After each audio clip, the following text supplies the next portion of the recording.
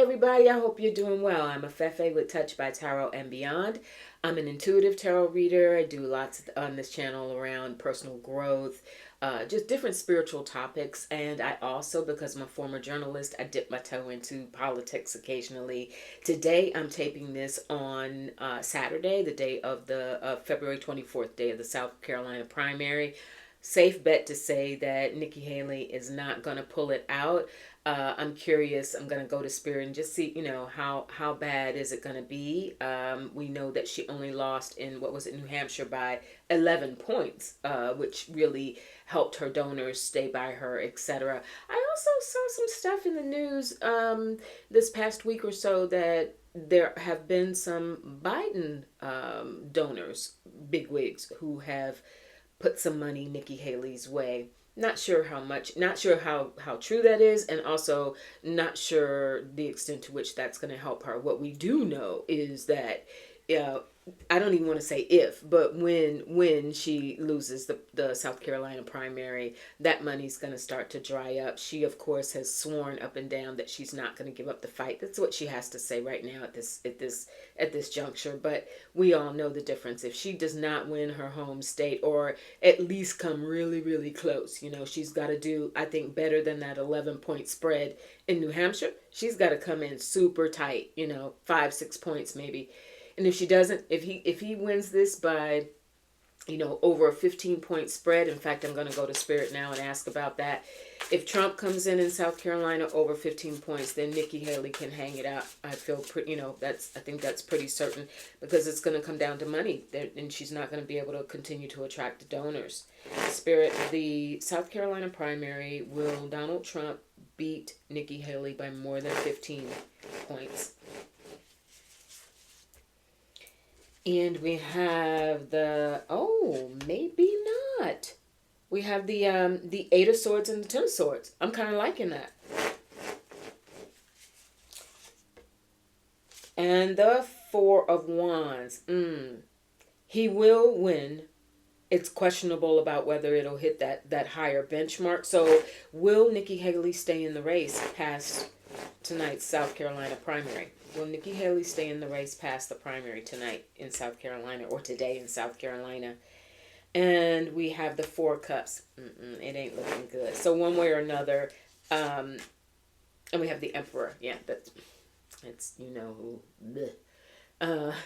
He's gonna be sitting pretty, thumping his chest, etc., etc. So yeah, I don't know about the 50. It may not be by a huge margin. But he's going to do what everybody's expecting him to do, and that's going to really get the ball rolling for him, in terms of not having, any competition, although he didn't think he did. Anyway, while we're on the topic of Mafia Don, although for today's reading, I'm going to call him the Christian soldier, because while he has been stumping in South Carolina, apparently, if nothing else, this man is a salesman. He's more than, he puts on a different mask depending on wherever he lands. So in South Carolina, apparently, according to an article in PBS, published by pbs.org, and I trust them, it said that he was speaking in front of a Christian group, and he said that the radical left, he's there to help them keep the radical left from starting to tear down crosses. That he remembers that, he said, this is a quote, "Remember, every communist regime throughout," so the left radicals are communists, of course. Remember, every communist regime throughout history has tried to stamp out the churches, just like every fascist regime has tried to co-opt them and control them. In America, the radical left is trying to do both. He was speaking to the National Religious Broadcasters International Christian Media Convention in Nashville. I'm sorry, not South Carolina, Nashville. He made that stop while he was headed to stump in South Carolina. So, he's saying basically he's gone into this whole thing, and then this was the part that got me. The left is trying to shame Christians. They're trying to shame us. I'm a very proud Christian, quote unquote. Since when? Like this, this is just, it's unbelievable. It's just unbelievable that. So, and also it makes sense though, because remember, Mike Johnson did his little swoop-de-doop through South Florida recently, I want to say last week, and he was speaking to a group. Now, apparently he's, for all of his failures as the speaker, he's still getting money. That's, apparently he's still able to get people to open up their pockets for on behalf of the GOP. So he was in Miami talking to some people, apparently turned them off. Some bigwigs in Miami turned them off because he basically used the platform to deliver a straight up sermon. And we've, I've said on this channel, others have said jokingly, he has compared himself when he was appointed speaker. He said God told him, he knew that this was going to happen all along. This was prophetic. This was absolutely a part of God's plan and God's destiny for him. He even made a equivocation between his path and that of Moses. So we will see if Mike Moses Johnson can part the Red Sea and get some funding going so the government doesn't shut down. There's so much on the table right now. But having said that, so he did his little swoop through in South Florida and apparently spent some time, of course, with the Don while he was here.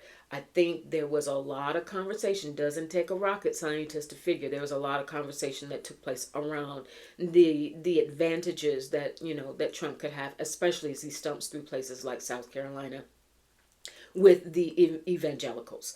So he went, and apparently they, according to the reports, the crowd ate it up. But you got to take into account who he was talking to.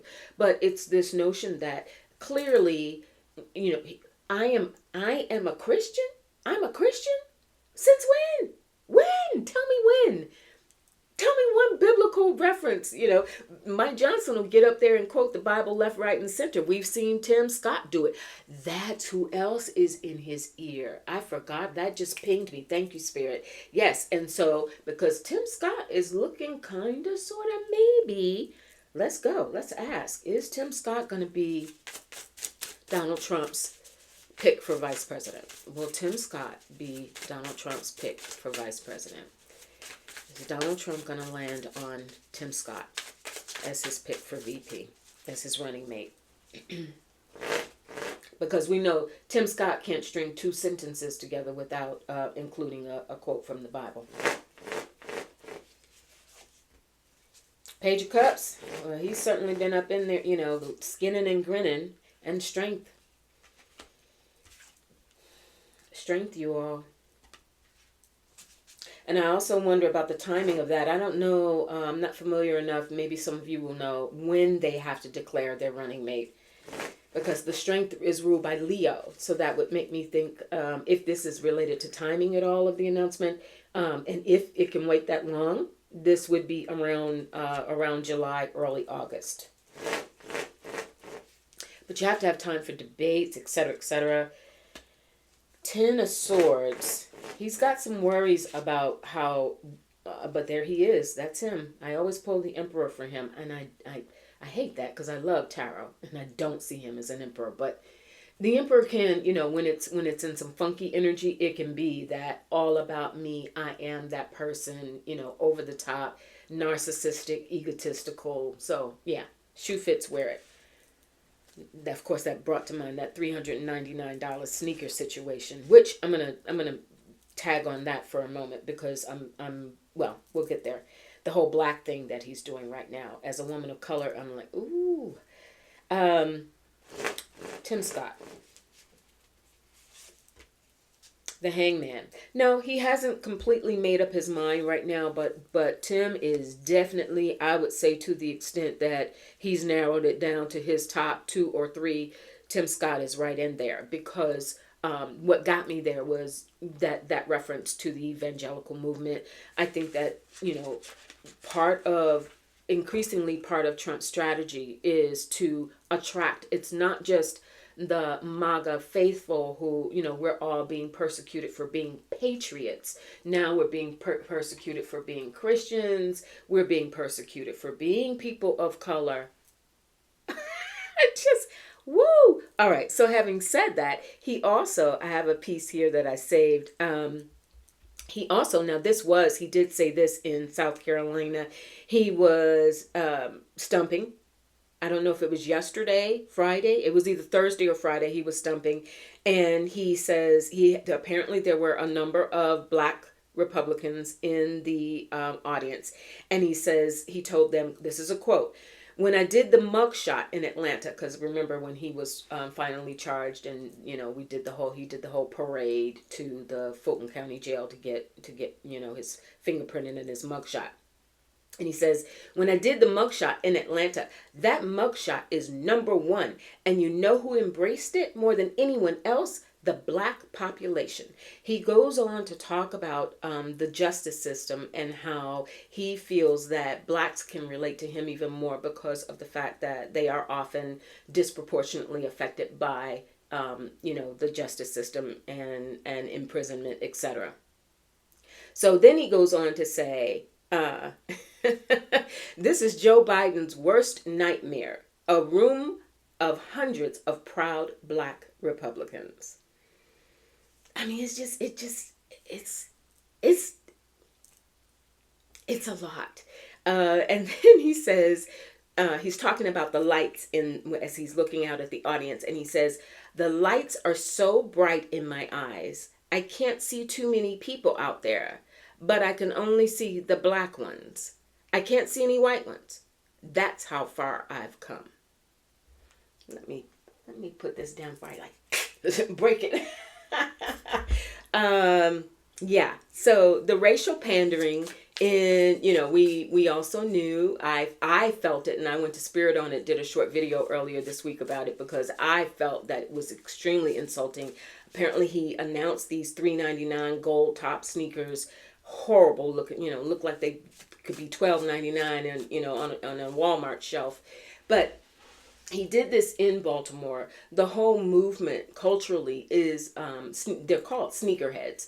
And very often they are marketed to more urban populations. That's not to say that urban doesn't encompass many people of many different ethnic backgrounds. But the coding was there.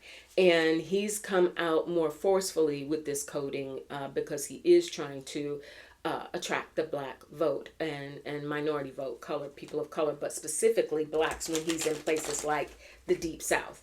So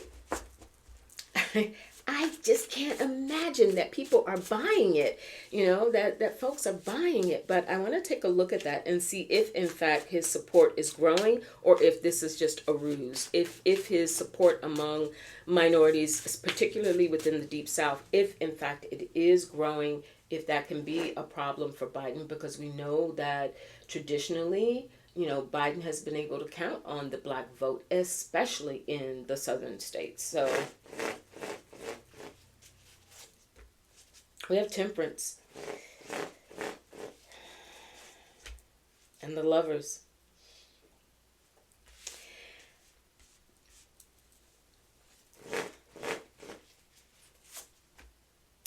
I say that because I think people are being conflicted. So we have two areas of conflict here. The lovers is very often about having to make a decision. It is Gemini. He's ruled by Gemini, by the way. We know that. But there is this flip-floppy nature to it. There is this, I'm with you today, I may not be with you tomorrow. And so I think there are a lot of people throughout the South who are looking at him. Hate to say that. Let me take a sip of water behind that one. I think there are some people who are looking at him because there is definitely a struggle on the Biden end, and I'll do another taping on that. We're honing in on Biden.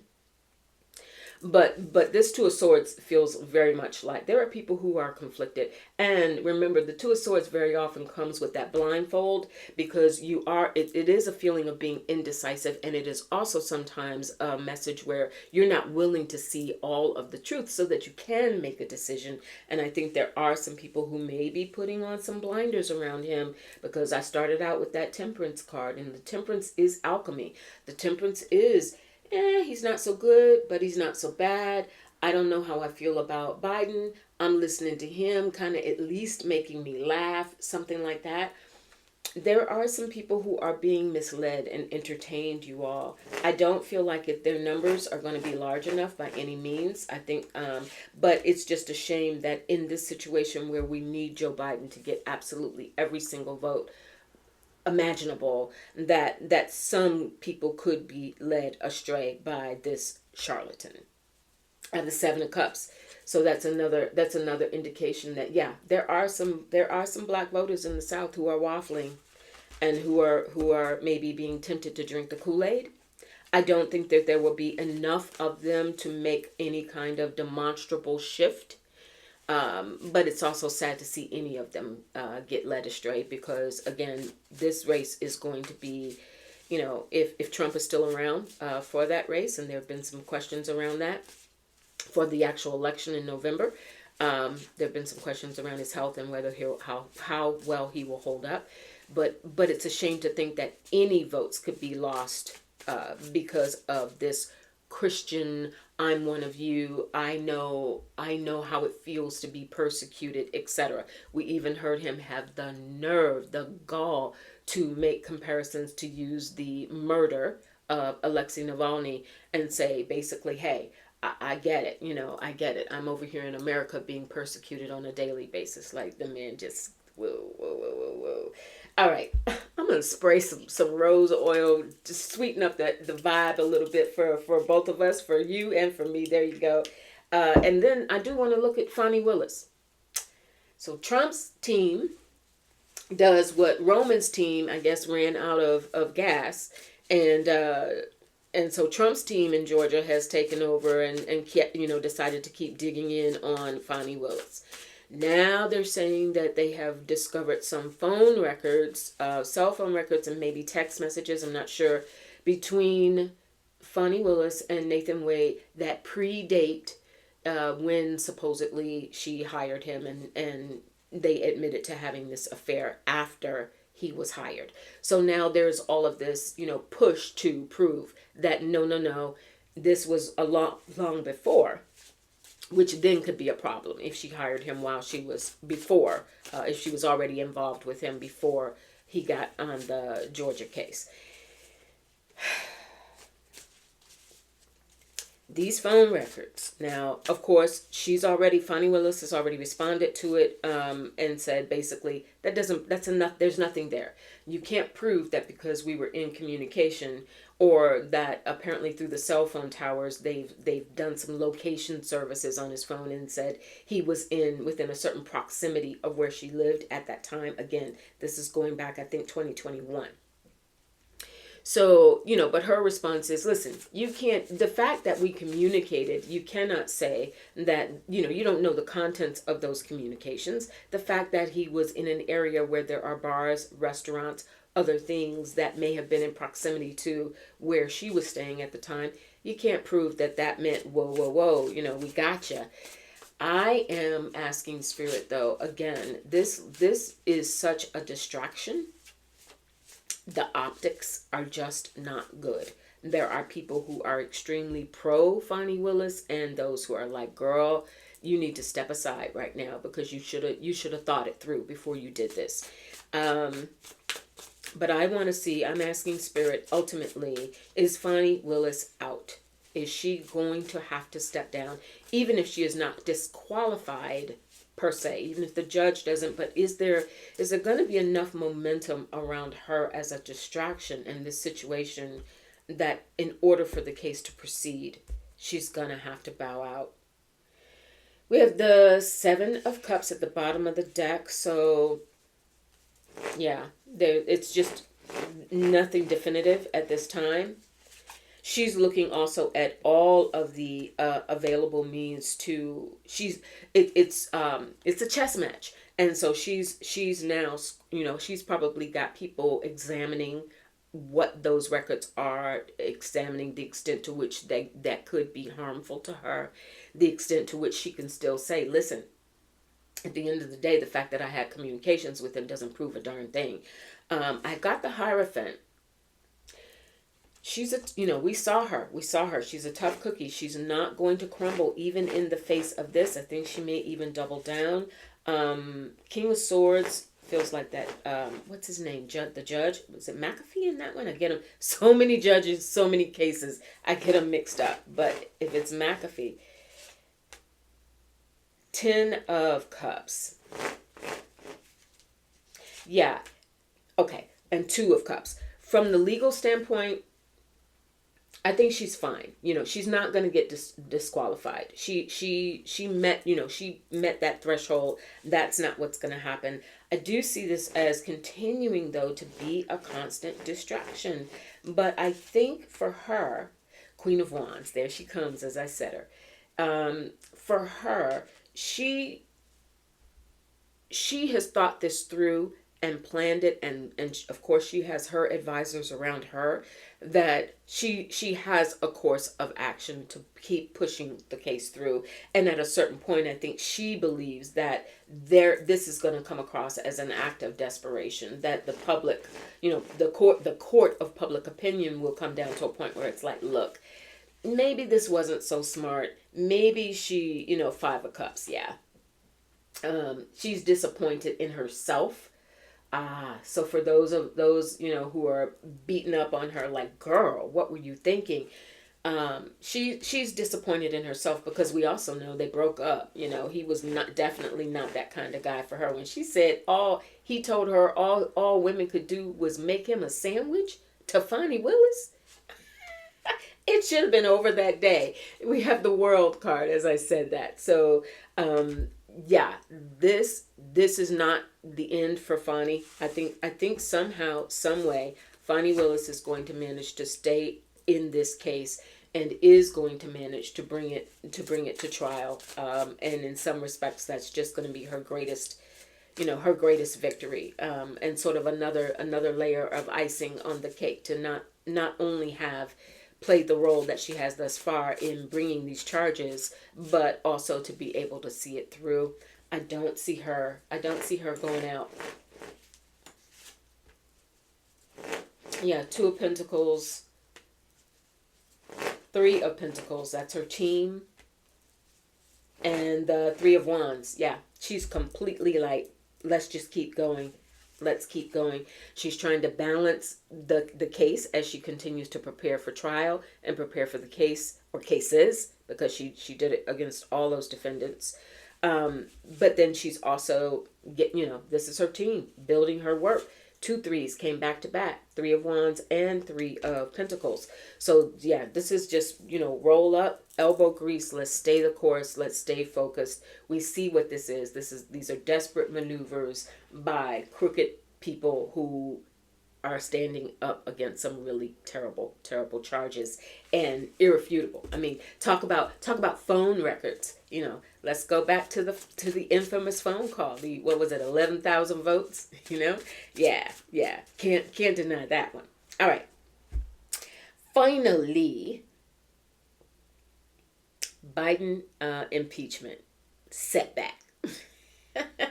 So Smirnoff, who, by the way, was not only, there was their top informant, Jim Jordan, pissed off, face tighter than ever. The man never looks relaxed or good, for that matter, but he was so angry over the fact that it was discovered that their star witness, came out and said, yeah, I'm down with the Russians, and there was some stuff going on here. So there's that. And now I think the judge is putting Smirnoff back in jail because he is a high flight risk. So, what do we do? And then James Biden, very smart and expected, put out a 10-page statement. Many of you probably saw it. Put out a 10-page statement when he was prepared to testify behind closed doors, because as we know, that was part of why Hunter didn't want to do it and refused to do it, because he's like, if I do this, you're going to cherry pick what you decide to and re-edit it and put out your own narrative that's not going to look good or be truthful or really reflect what was said. And so James Biden sort of headed some of that off at the pass and put out his 10-page statement ahead of time, outlining what he knew all the areas of inquiry were going to be. And so that was published. Really interesting read. It's online. You can Google it. But really interesting. I mean, he was thorough. Of course, this was done with his attorney's help, probably written by them, but he would have had to sign off on it as well and review it.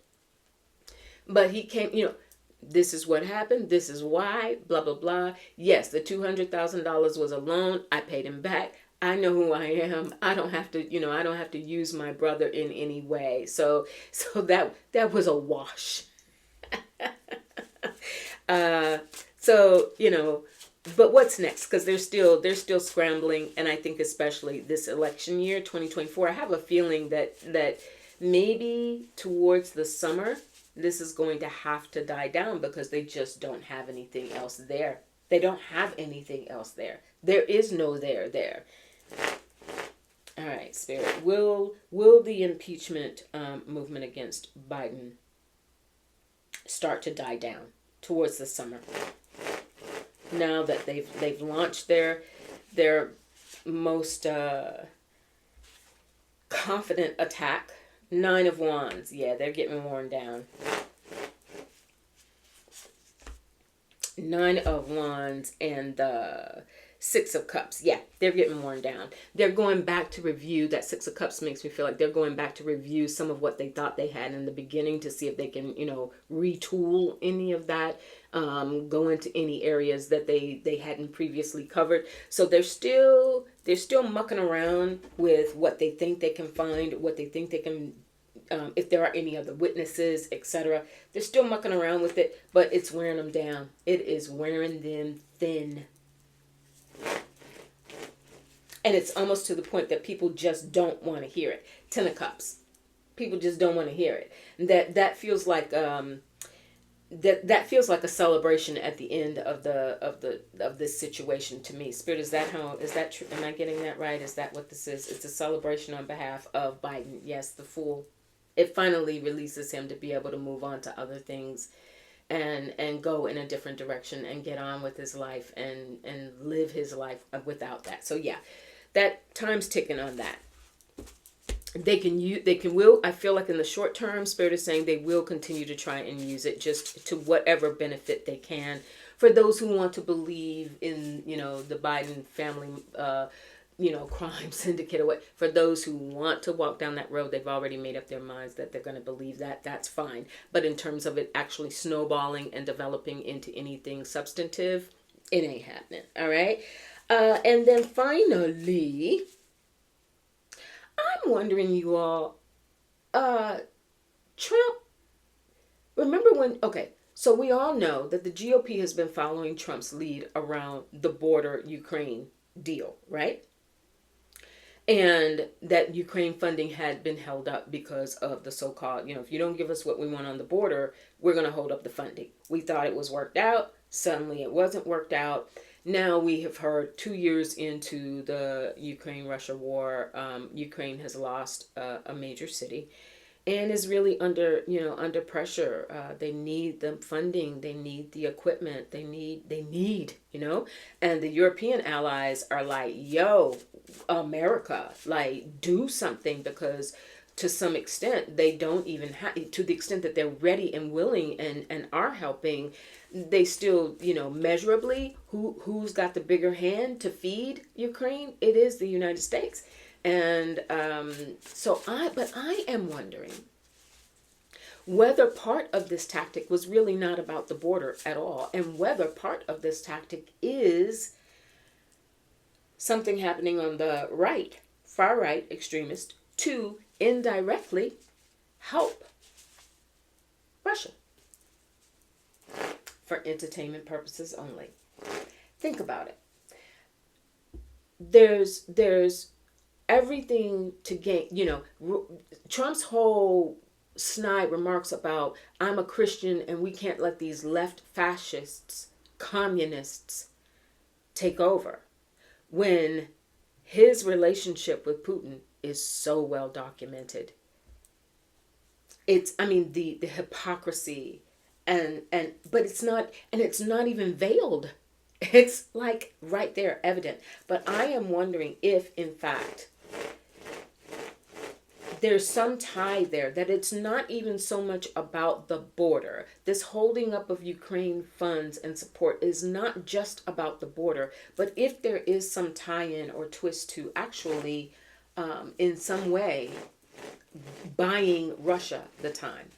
And we all know that while Joe Biden came out and did basically the only thing he could do at this point, which was to enact more sanctions, financial, economic sanctions, etc. You know, to what extent that's been done, that's been in place, and, you know, Russia is still doing what it's doing. There's, the Tower. The Tower and the Eight of Cups. My question again is if there is something there in terms of holding up this aid to give Russia a leg up for whatever reason, whatever twisted reason. I have the Six of Pentacles. That's a card of opportunity. I don't like it. And I got the Tower. And again, this has nothing to do, I want to be clear, this has nothing to do with the Biden administration and with genuine efforts to help Ukraine. I am wondering, this is